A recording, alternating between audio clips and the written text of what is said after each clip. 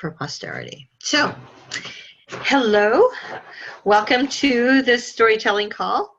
And this is the +1 call because storytelling is infused in all of the other things that go on. So what I'd like to do is we'll start off by, it's an interesting group. So Megan, I don't know that you've been on any of the calls with us before. Can you hear me? She's frozen.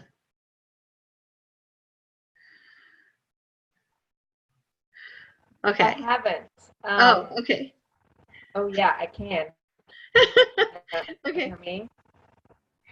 Well, good. So here's something that we do. Usually, I'll ask an opening question, and then what we do is popcorn. So you call on the next person, and the next person. Can you hear me? Yeah. So can you hear me? Okay. Maybe? You're kind of fading in and out.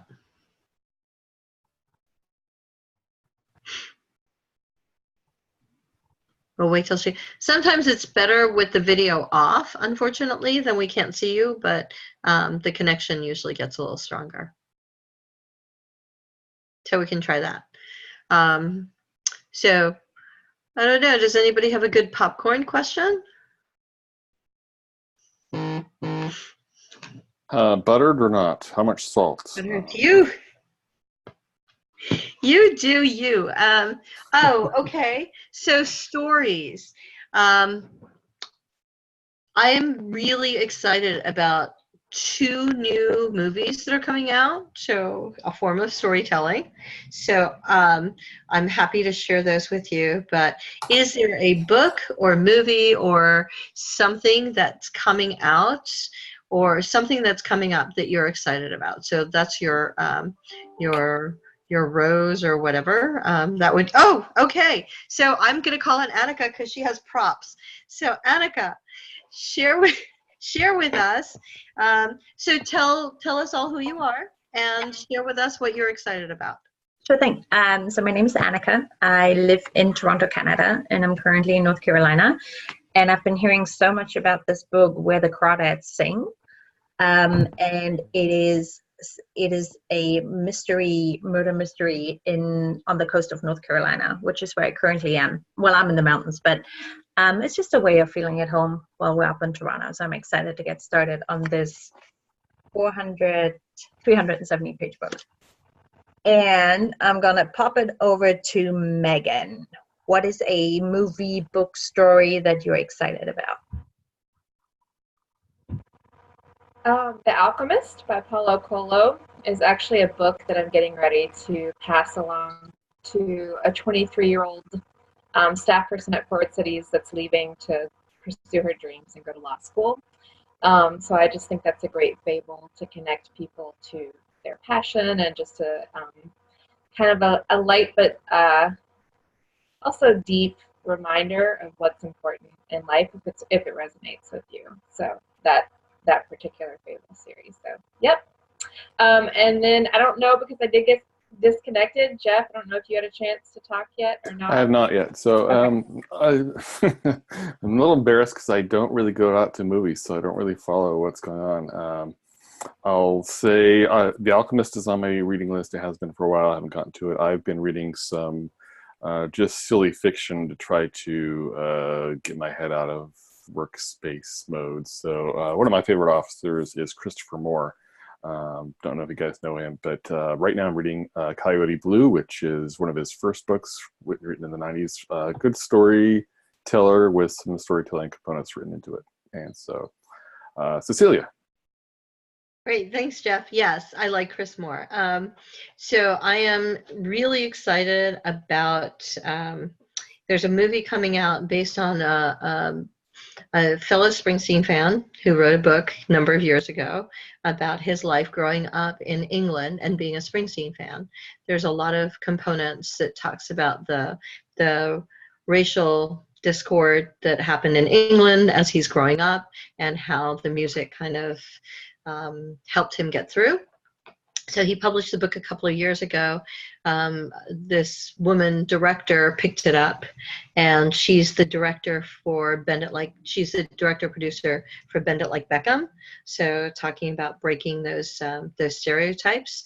And so it's called Blinded by the Light. It comes out on August 14th, and I will be in New York. So I'm going to get together with some fellow Bruce fans that live in New York, and we're going to go watch the movie together and totally geek out over all the music. So I'm very excited about that. It was the highest revenue producer at the Sundance Film Festival this year. So they got the highest yield or request for their money. So I'm also very excited about a couple of films that are Asian centric.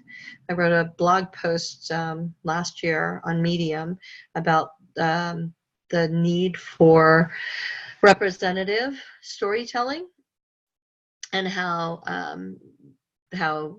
Black Panther was a big shift in the demographics that goes to superhero movies, just like Wonder Woman, because predominantly it was like 18 to 30-year-old white males is the demographic for superhero movies. And then with Wonder Woman, it went almost 50-50, which was huge. And then so I was talking about like entire movie theaters being sold out because Black Panther, right? I mean, churches bought out movie theaters, a life-altering experience, and the importance of that. So they just announced that there will be an Asian superhero, Marvel superhero, coming out soon. So exciting. Anyway, so thank you for sharing your stories. And I'm excited. And now I'm going to have to put The Alchemist and Where the Crawdaddies Sing. Really? Okay. I'm a big murder mystery fan. I used to do travel arrangements for a murder mystery conference for a while. So I have books. I'm surrounded. You can't see the other side of my desk, but I'm actually surrounded by, let's see if I can do this without making a mess, by a copy of signed first edition murder mysteries from authors that I've met along the way. So, and Harlan Coben's read my stuff, so I'm really excited about that. Anyway, so this call is a little bit different because it won't necessarily follow the cadence of some of the calls, unless it's something that you want it to. So just to let Megan and Annika know, Jeff's familiar with the fact that for the other 7 ESHIP goal calls, so what we're calling the goal meetups, the monthly calls around each of the goal groups comes together, and they'll be working on projects under each of the goals. So the first 15 minutes or so, this is the call cadence that we're proposing, is the first 15 minutes or so, the people that are working on projects would report kind of what they're working on. So it gives us a sense of visibility, and hopefully create some alignment so people aren't replicating efforts, and people know what's going on. Maybe asks of the community like, hey, so we're working on this initiative, and we could use somebody who's tech savvy or has an interest in metrics around this or something like that. So creating more visibility and alignment under each of the project teams. Then we wanted to offer an opportunity, since we are getting together on a monthly basis, that it would be a value add for everyone. So what we wanted to do is create an environment where we could learn together. So peer learning opportunity, maybe 10 or 15 minutes worth of content. So almost like a fire starter kind of thing.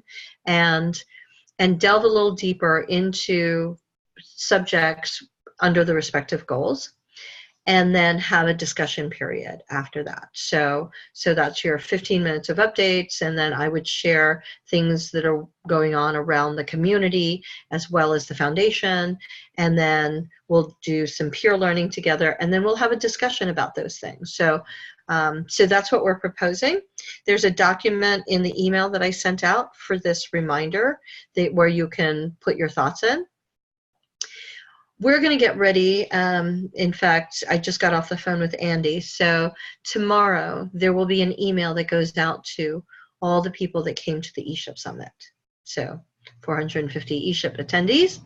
So you will probably see an influx of people that will sign up on Slack, will join the Facebook page, and we wanted to make sure that we have things in place for when they come. You will always be welcoming new people. That doesn't change because people are learning that they are ecosystem builders or becoming familiar with the thing. And so one of the things that we want to be involved in is how we welcome people and level set and introduce them to information without making them feel like you're the new kid in class. The ESHIP dashboard is our attempt at making sure all of the working group information comes together, which is really important, I think, because the different levels of engagement. Facebook is probably more general engagement. Slack is probably where most people who are really geeking out about the things that we talk about or want to talk about things more in depth, or project teams come and form, they're the ones that are actually in the trenches doing the work, right? So Slack is more in-depth engagement. And then we wanted to be able to house some of the information so that we help with visibility. And that's where that's done on the Facebook, on the dashboard. So the dashboard will house all of these calls that take place. It will be the opportunity to share some of the project canvases and people's updates as the projects move forward. Any thoughts or questions on that? That was a lot of information. No? Makes sense? Are we on the wrong track? Are we? I did have one quick question about that. You said the dashboard. Uh-huh. I haven't seen that. Okay. Is that linked in the document that you sent around? It is not. Jeff, do you have that handy that you can throw in the chat? The beta dashboard, and we'll have that. The website. Yeah. Yes. No, Okay. I'm good. So I'm going to be doing a rework of that so that each goal has a separate page. So you should point out there's actually two things. There's a goal website and then there's a dashboard, and they're two different things. The eShip goals draft. So if you open up your chat window in Zoom here, I just entered the URL for the dashboard, and I'll get the other one. And then, so there's two different links there. So one is kind of the eShip goals overview. And Cecilia, I'm not sure. I thought the eShip goals was more public facing. Yeah. I could be wrong. And the dashboard is more just for people who are engaged on the calls to get information. But, yeah. So the goals page, which is more forward facing and public facing, it's kind of a placeholder until the Kauffman Foundation launches a more robust, formal site with the eShip goals that mirror kind of like the UN Sustainable Goals. So it's not a working website. The dashboard itself is more of a working website, so that's the stuff that gets updated, and it's a touch key for this. So if you want to jump on a different goal call and find out what the cadence of the calls are, or if you want to see a video of a call that took place 2 months ago, something like that, they're all there. Does that make sense? Okay. All right. Is there anything that we're leaving out that would be helpful? as far as communication channels? Mm-hmm. No, I think this is a good set for now. I mean, I've heard people ask for dedicated platforms and stuff, and I just have to laugh. I mean, people aren't using the ones that we've got on Facebook and Slack to their full extent. So I think getting people to use those would be a good improvement. Okay, well, we'll work on that. So all this to say that the 7 calls that take place under each of the goal initiatives are that. Storytelling, it's a whole different emphasis. There are things that overlap and intertwine. I almost feel, Jeff, I'm really curious to get your input, because you work and think about interdependencies as much or more than anyone else I know. So Jeff has created some really great things to think about the interdependencies of these goals and the initiatives and the projects between them. So we had recognized out of 130 plus initiatives that there were about 30 of them would be a good place to start. Those are the ones that you all saw at the ESHIP Summit, right? So those initiative projects it's just a starting point. It's not saying that they're the most important, but they were prioritized because we've got to start somewhere. Let's not try to do 130. Mass chaos. So there's interdependencies amongst them. Goals intertwine with each other. Like, you can have connected networks, but if there's no collaborative culture around the connected networks, then it's not really that effective. I think probably not maybe the right thing to say isn't that government is like my example of what a connected network that's not necessarily collaborative is, but that's what I see, right? So it's definitely connected, like state governments, federal governments, they're all intertwined and connected, but they don't really collaborate well together. So that's just an example. So Jeff has put in there the connections and the interdependencies. So one day when you're sitting in North Carolina and the baby's down for a nap, then you want to geek out on the goals, maybe go, oh, and here's this one, looks like it needs to relate to this one. I think everybody has said goal 1.1, which is more diverse representation in NRPs, has an influence on every single goal that goes on, stuff like that. So there's a really long way to say, I almost think that the storytelling call has some of these attributes. And I don't want to take the emphasis away from storytelling, but maybe storytelling is how we weave some of these things too. So maybe this call becomes part of that. Or what other thing would you like to see this call do? What can we do together that we can't do separately? I think as far as there is a shared goal, output, vision for what we're trying to achieve, and just working towards that, I think if we have such a thing, I mean, that's why I joined these calls, is I want to see how I can help drive this forward. So what I'm looking for are tangible tasks that I can take on, or tangible things that I can help Jeff with and really make a contribution. And then we'll check in next month and see what else needs doing. So I'm really work oriented and love having calls where I have marching orders at the end, so I can just go and implement. So that would be really helpful for me. Yeah. So piggybacking off of that, so storytelling to me is I'm looking at it as a project team call. So more nitty gritty planning. And Tyler and Avery and I kind of get together once in a while to do some planning, but we need to create a project plan as far as what to do. I've got some, after ESHIP in May, I have some ideas that need to happen in storytelling to advance the initiative. I'm just kind of heads down doing my thing right now, curating and aggregating stories and writing, but there's some other things that need to happen to make 4.4 more robust and representative and whatnot, such as getting more people to contribute. And so, Annika, I know that's something that you're a pretty prolific writer on Medium. I'd love to be able to get you, and I know CoStars wants to recruit you to do some more writing too.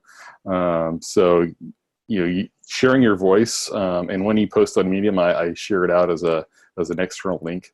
If I miss it, let me know. But the other thing is more contributors.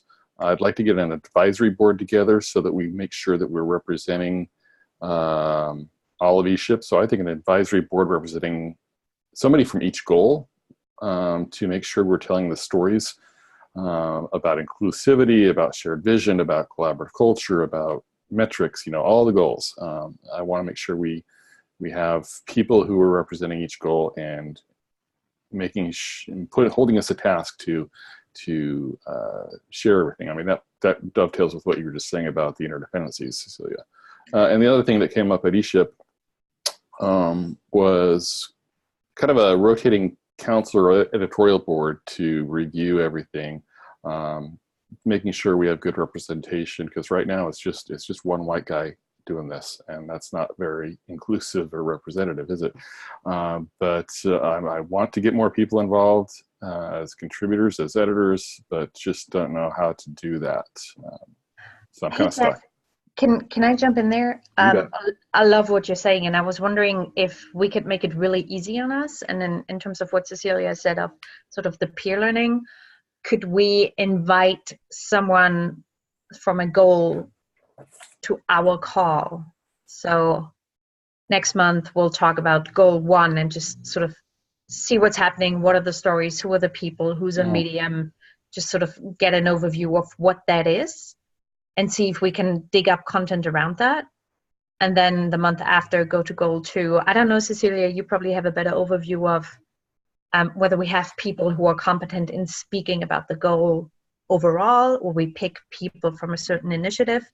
That would be 1, maybe 2 contributions per goal per year to storytelling. Yeah, and to that point, I had actually thought of trying to get a list of who is the most active person on each goal. And I know we have our ESHIP champs, but I don't know if they are or if it's somebody else. So if Cecilia, if we can get that list, then I think we could actually tackle what Annika just said there. I really like that idea. What do you think, Megan? So I was not a part of the storytelling group at the ESHIP Summit. I was in goal 1.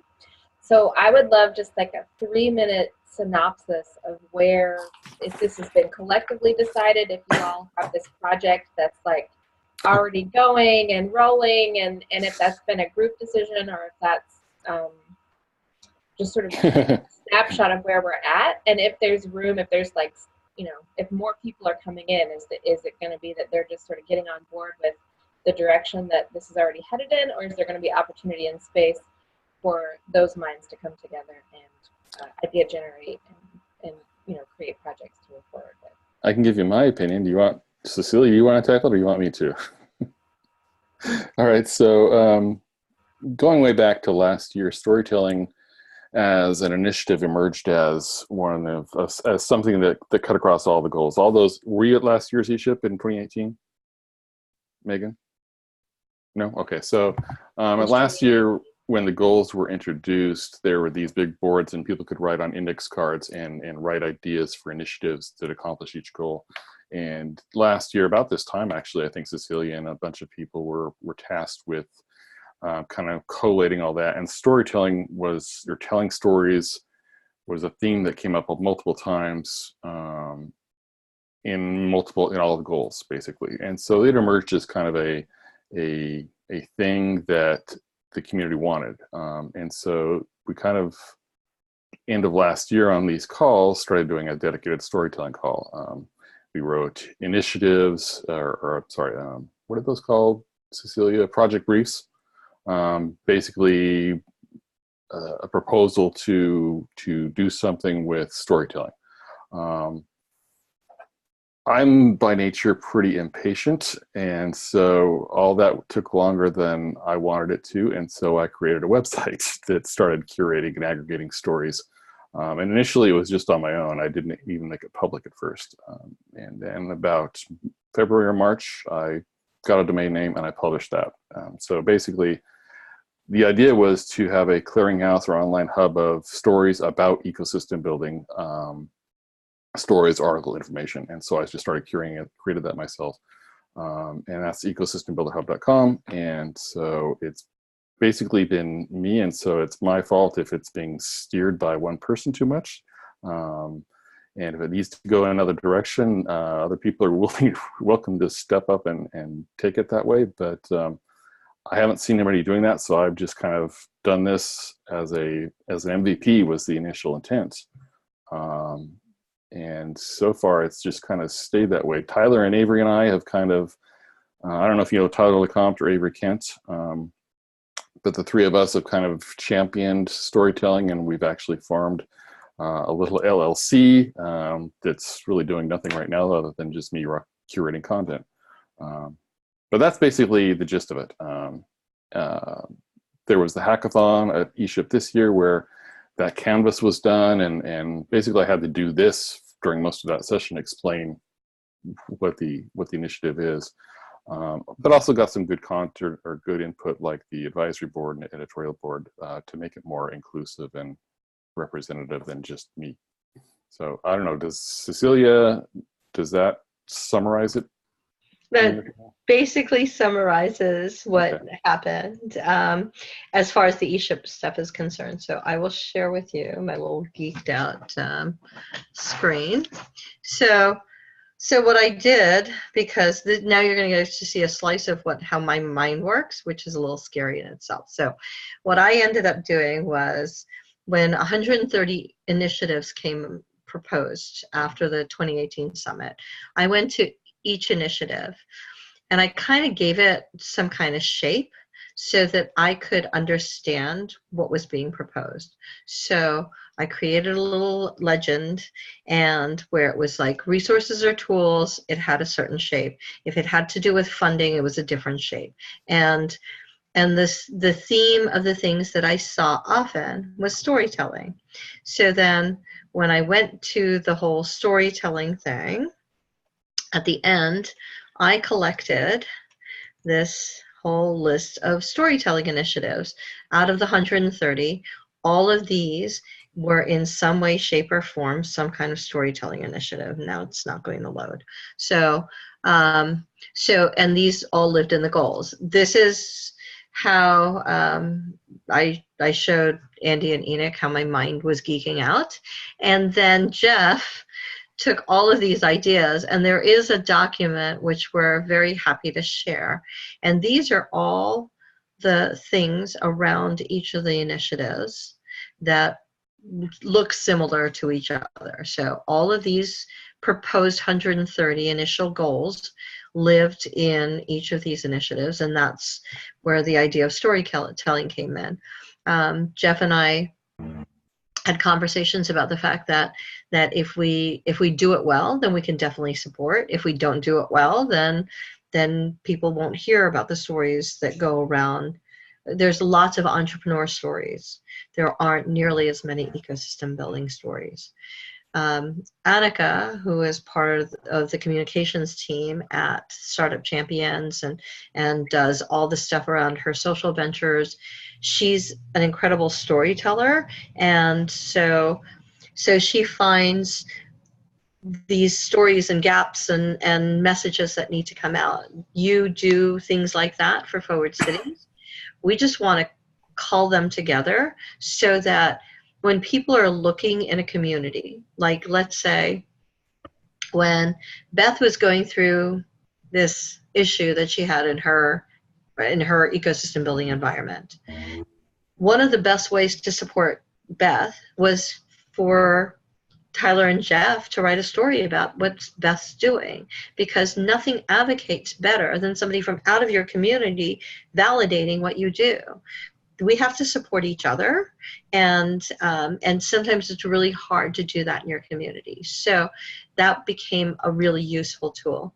When we tell the stories of an ecosystem or an ecosystem builder, like there was a story about Rick Casey in Portland. Rick is probably one of the most introverted people I know, and he helped. Well, I am. Okay, well, yes, you two run a close second, right? So Rick really spearheaded the last Startup Champions convening. We have to, we live in a very extrovert normative world, or particularly in the West. So being an introvert is a detriment in a lot of people's eyes, and so counterintuitive to what the ideas of an ecosystem builder is. And being able to tell that story not only empowers people like Rick to keep doing what they're doing, but other people who may not know that that's who they are, right? To see that as a path. So it is incredibly useful. And I'm grateful for the people that just go out and do.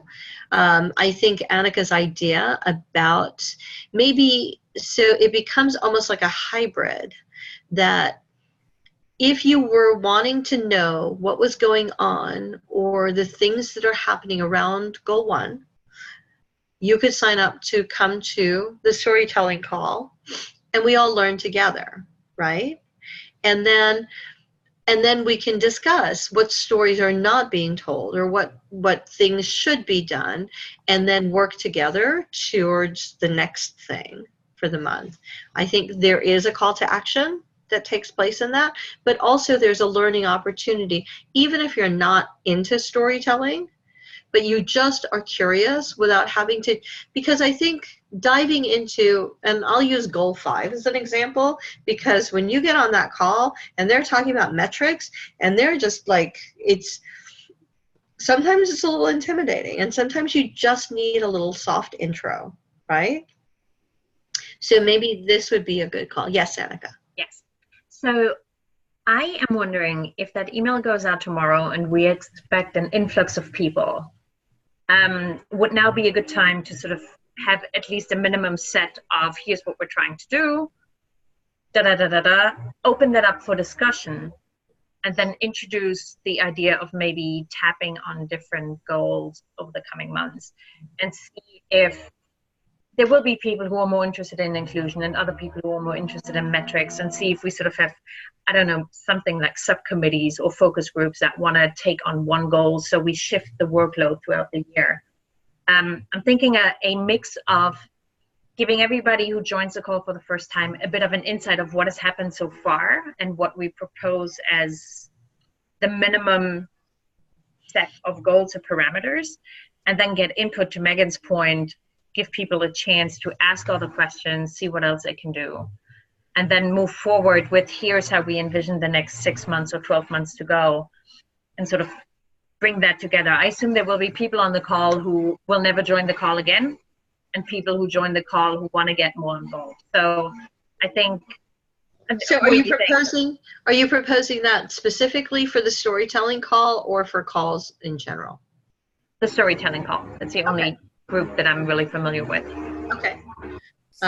Jeff, what are your thoughts? So you've got that document that you sent out, which is kind of an overview of the goal and project teams, right? Mm-hmm. So I'm wondering, is that being shared with the people coming?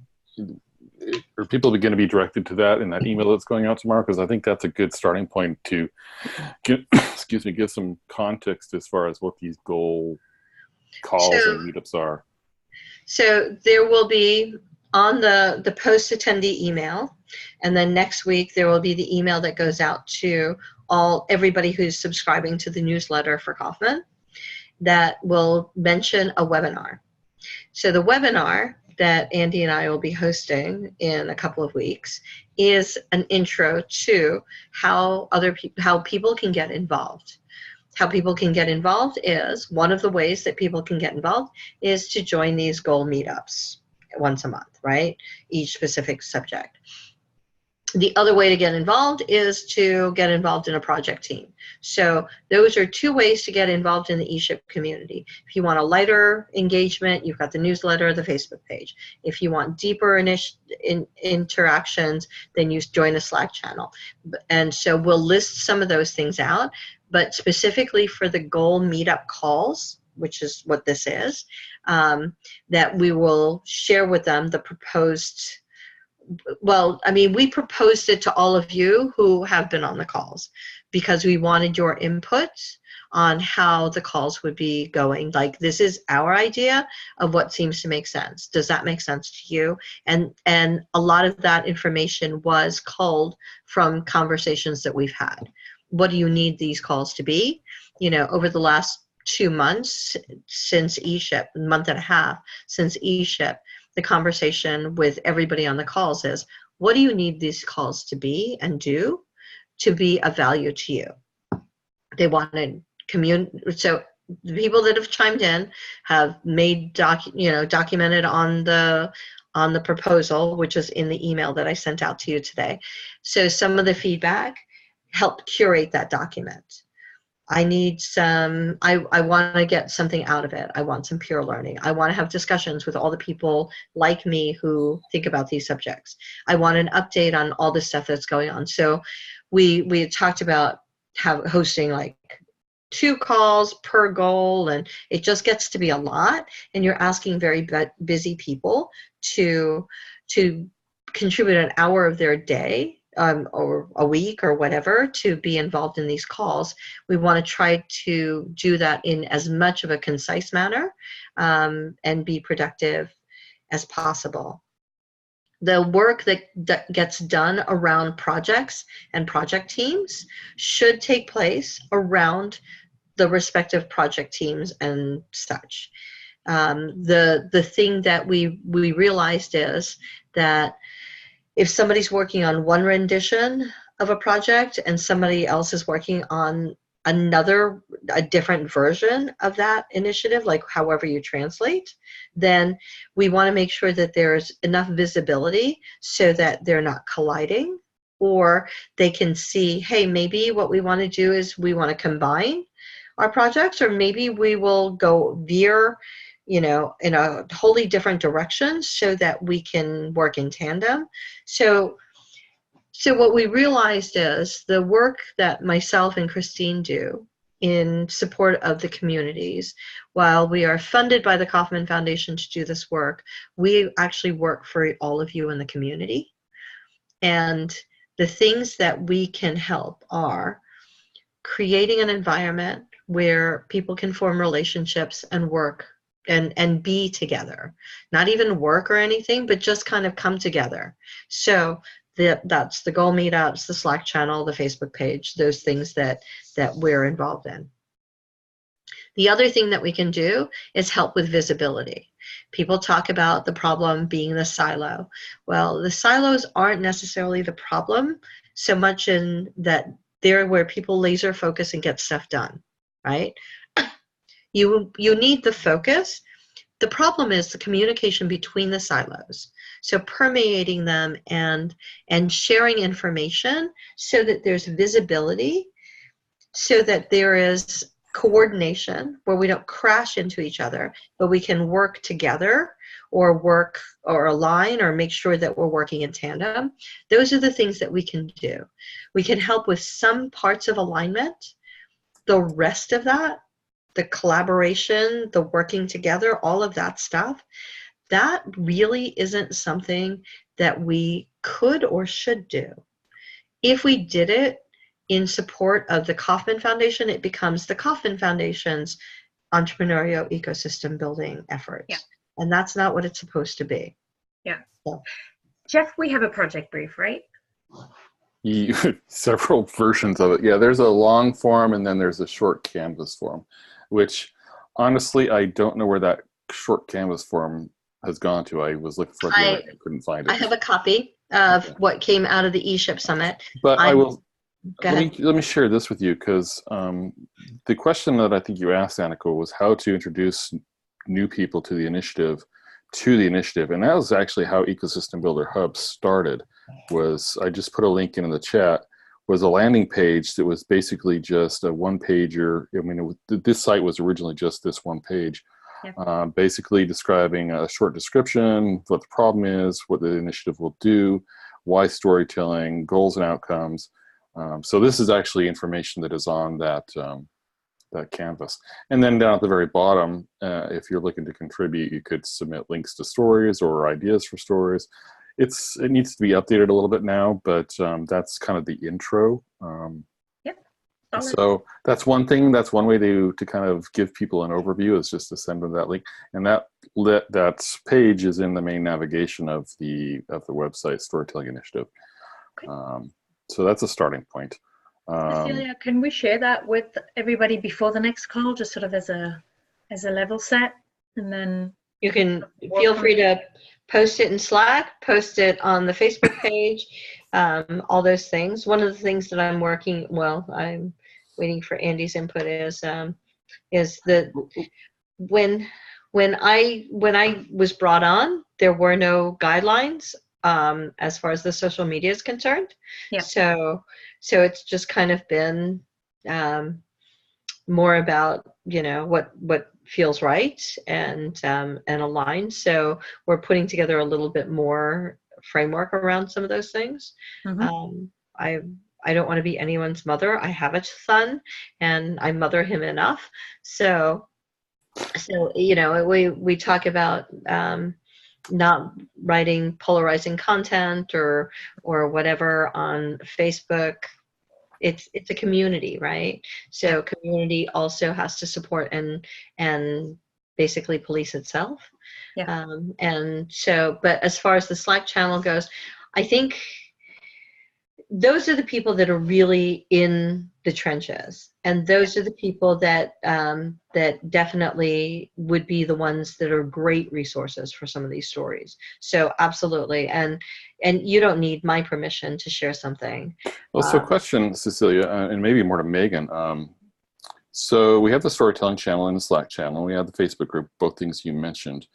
But Megan, how did you find out about this call? Maybe there's another source where we need to be posting this. No, I mean, this came from, I shifted from being the ESHIP coordinator at Forward Cities to the ESHIP communications manager. And so Faye Horwit directed me to the dashboard website, actually, and encouraged me to check out some of the goal calls. So maybe we should put something on the dashboard about it then, the link to that page as a starting point. I think or the little project brief canvas, Cecilia. Okay. I don't have edit. I don't think any of us have edit capabilities on that dashboard, do we? On the dashboard, no. Okay. It's myself and Christine actually at this point. What I'll also do too is for if folks are going to be added to the Facebook group, I can't remember the cadence of how that's going to roll out. If you're just going to send out the email and then they can.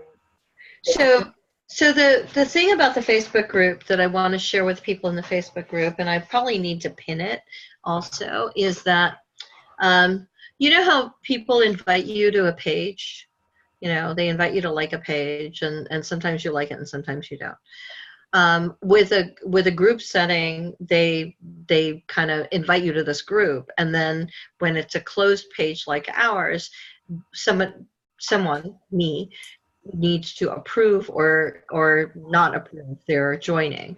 There are some questions that we posted on that so that people could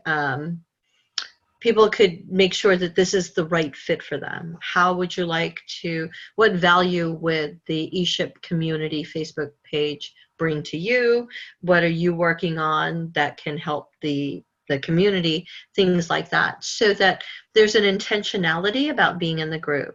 So what I discourage is people adding people, like invite people to join.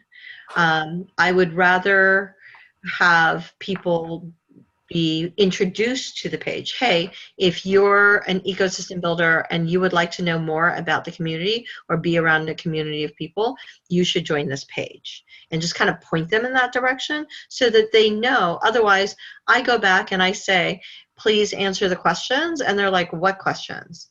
And I said, so that you can join the page, and they're like, what page? Because somebody else invited them to join the page. Does that make sense? Yeah, so the reason I asked the question is because when Faye was sort of orienting me to my new role and position, she gave me the link to the dashboard and an assignment to go through and watch some of the recordings, which is helpful to get me caught up to speed. So I'm just thinking about sharing that as like, hey, this was really helpful for me. And I'm just not sure the best place to do that, because if people are, if they're not on the call yet, or they haven't joined, then I may just be telling everyone who's already been on calls in the Facebook group or the Slack channel that can be a helpful tool. I think there will always be people who know or are aware, and there are always going to be people that don't. And I think that if your energy is to introduce people to the page, by all means do. And then if some people say things, I'm probably more of the mindset that if they go, oh, I knew about that, and you go, okay, but you didn't share it, and I just did, so I'm just trying to be inclusive and mindful of everybody else who may not know about these things. That's all, right? I don't think.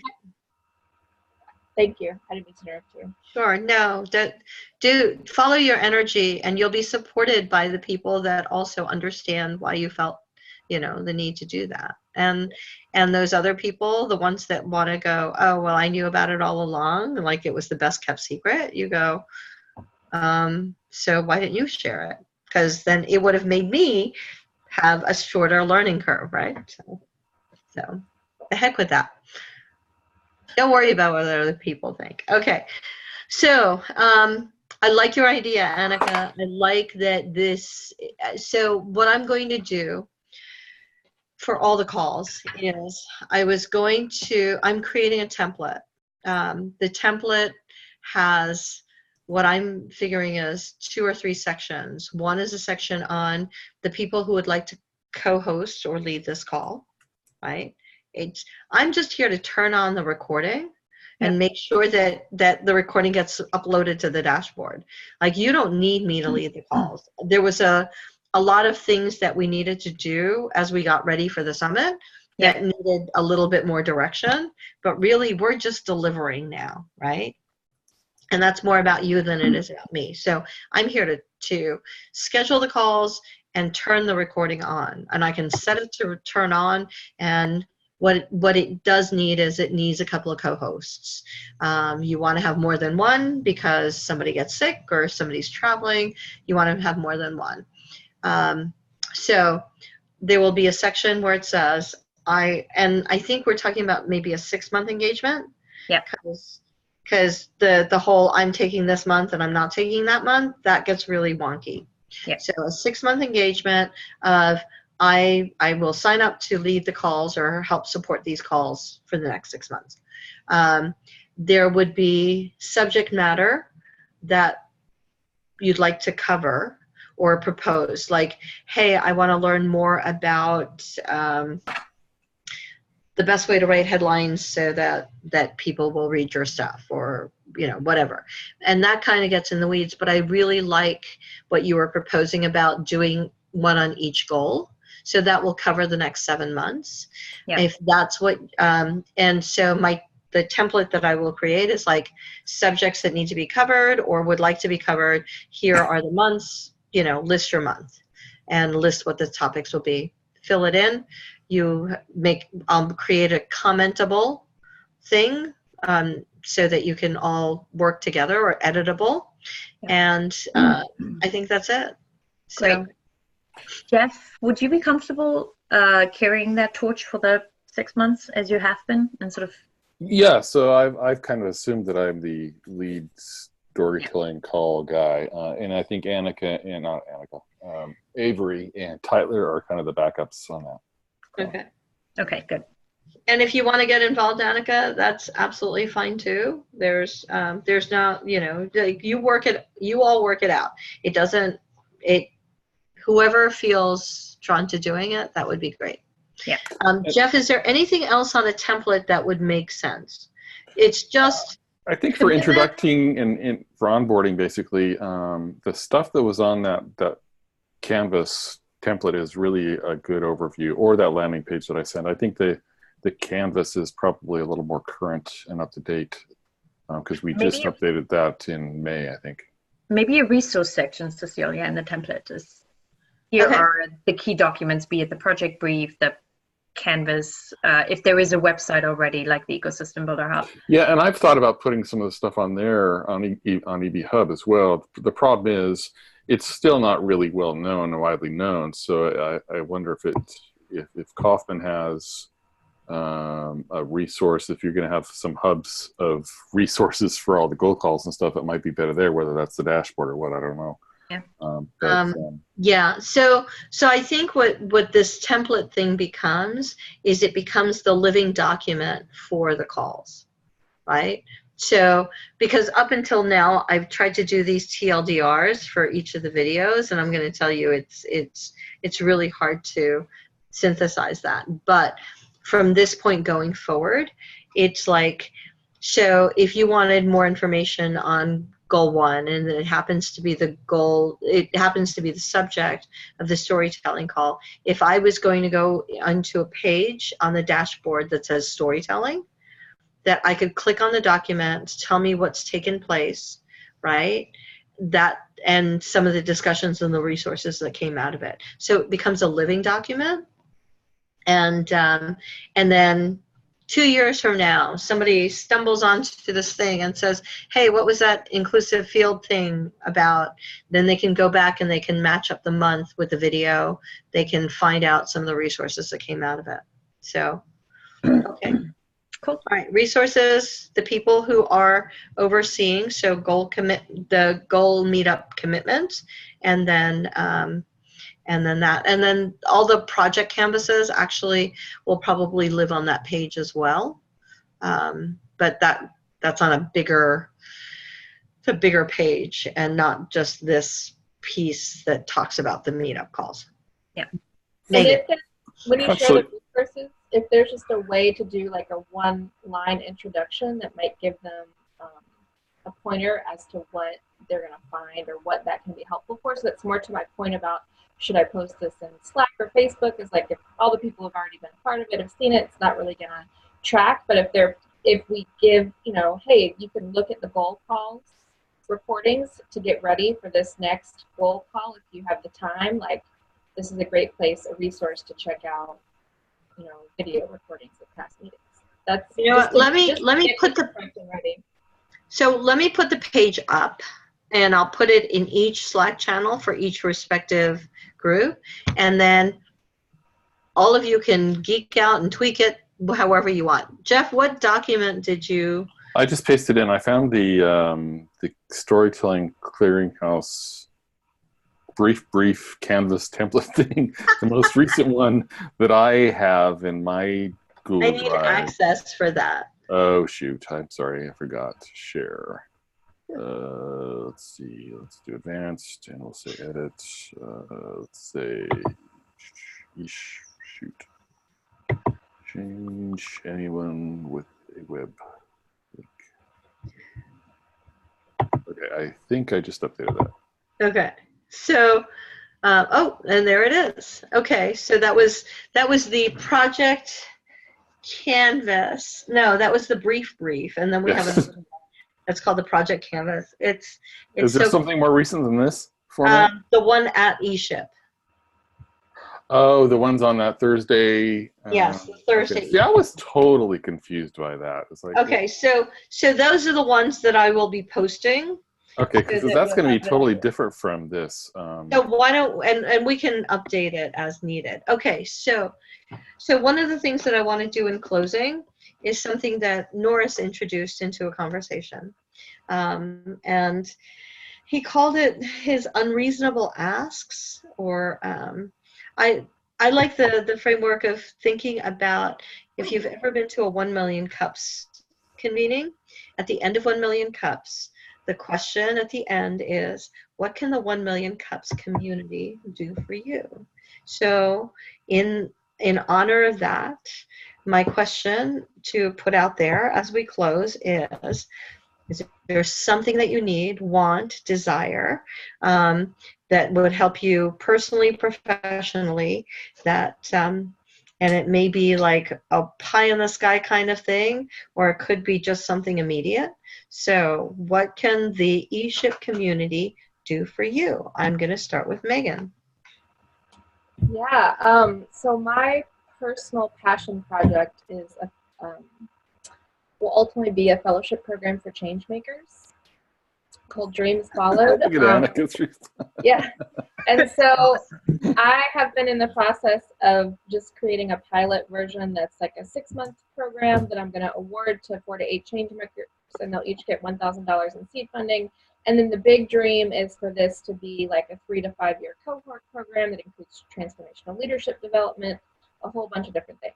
So I'm just like seeding this dream and have been. And so I really would love a mentor to guide and support me in that process. So if you can think of, anything, or if you even just want to have a conversation to learn more about it, and I can tell you a little bit more about where I'm at and what the needs are, that would be great. And then I'll be opening up the application cycle for that later in the year, but I've got to get a marketing and outreach plan together, and there's a whole bunch of things happening. So if that sparks something in you, and if I didn't give enough details or whatever, we can schedule a quick one-on-one, and we can share and learn more together. Thank you for that. Popcorn, so I'm going to go to Annika. Yeah. So I got to be really careful to not overcommit, but it's something that I'm super interested in. I just finished up the coaching fellowship, which is a fellowship for women in social impact. That is sort of 6 months of coaching, and I've been thinking a lot about that. So once I'm a little bit freer, I would be super happy to chat with you and share whatever I can, also because I've run fellowships before. I am also in the project of launching my passion project, which is ecosystem building for social change. And I am, the site is going to go live in the next 3 weeks. I have worked on this since January. I'm putting out an 80% perfect pancake and would just love feedback. So anyone who raises their hand, I would love to send you the link and just really get a first impression of what does this evoke in you. Are the stories, do they make you feel something? Do they make you think something? Is there a way to make it better or different? Just sort of a soft launch, if you will, to see how that resonates with my community. That would be awesome. Definitely share with me, and when you're ready for it to share globally, I'll share it through EV Hub and wherever. Oh yeah. Will you just post it somewhere? Yeah. Yes. Yeah, I will. Excellent. Thank you. All right. Popcorn to Jeff. So it's, as far as that question, what can the community do for me? I would say it's the same thing as I said earlier, more contributors. And if you don't want to be a contributor, just share that we have a hub out there of stories about ecosystem building. We've got 100 articles on there now that are curated. Most of those are external articles that are aggregated and curated from other sources. Some of it's original content, like I just published an interview piece with Norris just yesterday. And I know that Tyler's got the interview with Beth Zimmer and her mayor is on YouTube, and he is in the process of putting that on EV Hub. So just sharing the word, and if you want to contribute, just ping me and I'll happy to get you engaged. And so Cecilia, it's on you. Great. And I will share with you the blog post that I just finished writing about mass collaboration. Okay. And how messy and complex it is. So that's my newest blog post. Is that on Medium? It will be. I'll publish it probably tonight or tomorrow morning. So as soon as I do, I'll share it with you. I'll put it in SCN so that it's there. So what can the ESHIP community do for me? I think this has been the most fulfilling thing that I've done, I feel like, ever. right? I have the opportunity, the privilege and the honor of working with all of you. So to that end, I appreciate the advocacy and the support. And I think as long as we keep doing that and showing up and asking, so I'll give you a little tidbit about one of the things that I put in my blog post. One of the things that I put in there is that we need conflict, and we avoid conflict a lot when it comes to doing this mass collaboration stuff. I don't mean conflict in a negative manner where we derail things, but conflict in that you ask hard questions, I don't like the term keeping people honest, but basically that's what it is. To be able to say in a loving and gentle way, hey, that doesn't make any sense to me, or can you explain that a little bit more? And that divergence, that dissent, that's healthy. And if we can work through that together, we'll be able to get to that mass collaboration. But if we can't talk about it and we skirt around it or avoid it, then what I find out that happens is that the people go away. The problem remains and it festers. So I would like all of you to just say, hey, I don't quite understand, like, why are we doing this thing? Why did you do that? Or because at the end of the day, I do work for all of you. And so I want to do what I can to help contribute to the community. And I need your help to make sure that that's done well. So thank you. Cool. And I'm no longer saying give before you get. I don't like that anymore. I don't. It runs its course.